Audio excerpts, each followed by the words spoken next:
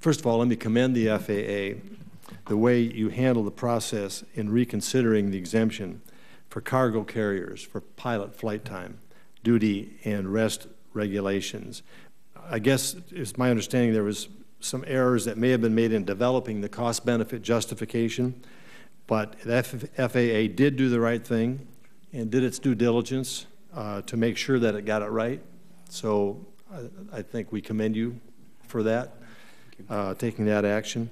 But along those lines, as you know, the pilot training regulations passed in the 2010 legislation, and some executive orders were issued by the President, both President Clinton and President Obama, clarifying that the agencies specifically must adopt a regulation, I'm quoting now, only upon a reasoned determination that its benefits justify the costs. So my question is this, has FAA conducted that study on increased pilot training and experience requirements? And if so, what did you learn? That is still an ongoing rulemaking, and part of the work that we do, as with every rule, is the development of a cost-benefit analysis, and that is work that we've had underway for a while. It is our expectation, and I've committed, that we will complete that rule by October of this year and make it available for everyone to see at that time. Okay, thank you. Talk to me a little bit about the relationship in hiring pilots between flight hours and proficiency.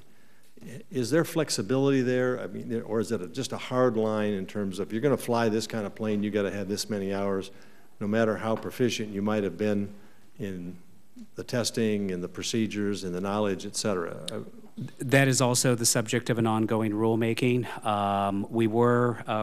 Congress called upon us to develop a new pilot qualification rule by August of this year, and the provisions of law under which that rule is developed become self-executing on August 1st, that unless we promulgate a rule, then 1,500 hours becomes the required number of the hours of experience that a pilot has to have to pilot a commercial aircraft.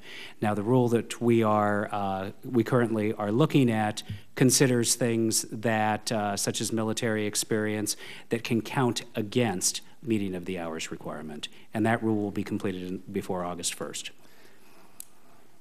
And would you concede, though, that it's possible that two candidates, one could have 1,500 hours and really not be proficient, and another could have 1,200 hours and be very proficient? How do you adjust for that kind of thing, particularly at a time when some people are saying we may have shortage in hiring qualified pilots?